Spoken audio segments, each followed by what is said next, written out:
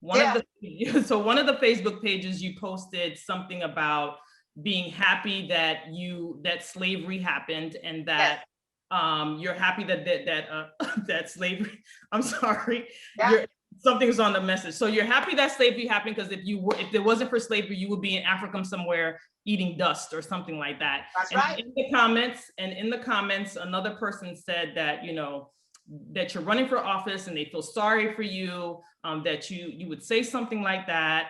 And you said something about that you wish you were whiter because you like white people or whatever the case is. I want you to clear that up for me. I want to understand where you're coming from, because and we're always, Sandra and I are always hitting each other with stuff, and we're always trying to understand because we want to make sure we understand. But I want you to clear that up for me, and I want you, I want people to see and understand where you're coming from.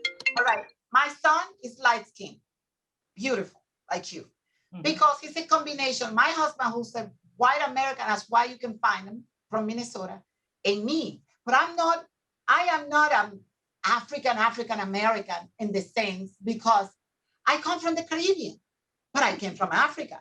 Had not been because my ancestors were brought in to cut the cane, then I wouldn't be here. We have to find the positive aspect of everything in our lives. And we have to trust that God had a message and it has a destiny for each one of us.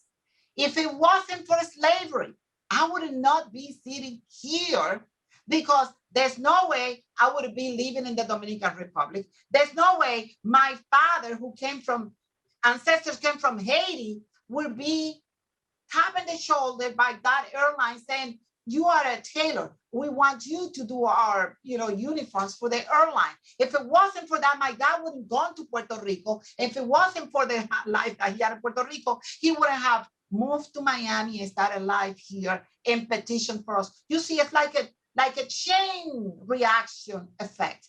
I would have been in Africa now, and I don't see myself being an attorney in Africa. I don't. I would be one of the Africans in Africa, one of the people that we have to help and send money to the NGOs so the water can be brought into the places where they live.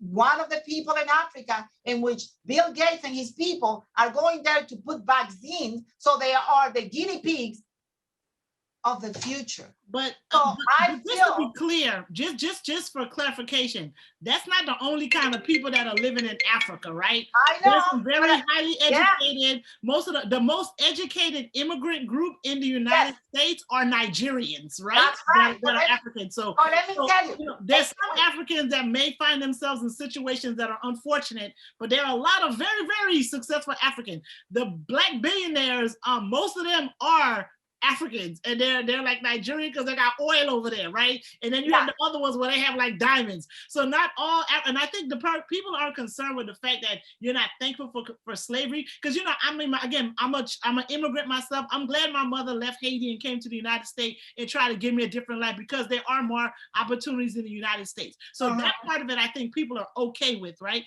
The part that I think they have more of an issue with is the statement that you would have been eating dirt or something like that. I think that's where the part where but we cannot deny Africans. Yeah, but the thing is that have they seen the National Geographic? What did they show in National Geographic if you don't go to Africa? But that's remember how you said that if a tree fell in the forest, did it really fall? Part of that is, this is what some of the media want you to think about Africa, right? So they pick and choose, and they only want to show you the poor kids that are starving, that need $19 a month, but they're not showing you the billionaire Africans that are there, the highly educated Africans, the ones that are all over the diaspora. So there is a really big misconception about how people are living in Africa. Sandra, a lot of them are living extremely well. I see it in National Geographic. National Geographic, they're supposed to be super cool. Not anymore. But listen. If I think the fact that I thank slavery, because due to slavery, my ancestors were moved to the Caribbean. Otherwise, they wouldn't have enough money to go anywhere. Señores, I am being realistic. Right now, I can be the famous nodding lady, but I'll be nodding nothing if I was still in Dominican Republic. I would be nodding nothing if I was still with my ancestors in Africa. And that's the reality. And then the part that I wish I was lighter, what's wrong with that? Why can people accept me, a Black lady, wanted to be lighter? Because people accept men who wanted to be women, and they accept women who wanted to be men. So we are in the same predicament. If I wanted to be lighter, why can I be accepted like that? I mean, it's a matter of sometimes I throw things there because they make logic to me that and also shows how hypocritical people can be when they're trying to say that they are defending me as a Black woman. I'm defending you, but at the same time they're not putting me on a pedestal. They put the pedestal on top of me because I don't want to see through their eyes. So I have learned to be able to assimilate and then try to dissect what is exactly what is being thrown at me. And what I go by is having the principle that is unbreakable. No matter how much they call me racist, they call me a sellout. They tell me that I've been managed that I've been brainwashed by my white husband. He wished that he could convince me otherwise because I would speak slowly, like he made me before. We've been together for 25 years. So for my husband, this is no jungle fever. It's not that he found a Black girl and he's having a good time. No, we are legit family-oriented group of people, a family nucleus. And no matter what nobody will say around, yes, I love my white husband. I love white people. I love my mixed kid. And I love all of those different colors that are my family. And my 3 nephews that are really, truly Haitian, I call them the Germans. They don't get mad for that. And everybody laugh. All of us in our family, I call them the Germans. And they don't care because they don't see the color. In our family, we don't see color as a divider. We don't see it. My husband is the patriarch of the family because all of those kids in my family, they at some point were sitting on our table with my white husband at the end. Some of them went on to the Marines because they got inspired by that man. So when people are calling white people racist, I see that guy and I see how he make a positive impact to everybody in my family because my son is lucky to have me and him all together working for his spirit to be happy. And then we have shared our table with all of our nieces and nephews that maybe they didn't have. They were not lucky to have a good father like my husband is. He's a white guy. So a white American, exactly like Donald Trump. So when I see this divisiveness that is created by ourselves, because let me tell you something, in Dominican Republic, there are 3 types of people. Black like you, Sandra, Black like me, and the lighter skin like Narnique. And those girls are the elite because she has beautiful skin, never sweat, never shine. And I learned to love that. Instead of hating it, I loved it. I try to do everything so I can look like them. So in Dominican Republic, we didn't learn to hate the wild lighter skin. We learned to love it, So I think, and that's the way I'm teaching my son, maybe all of my nieces and nephews, because my sisters are married to, one of them married to a Swiss. Her daughters are like goddess. These girls, they have the light eyes.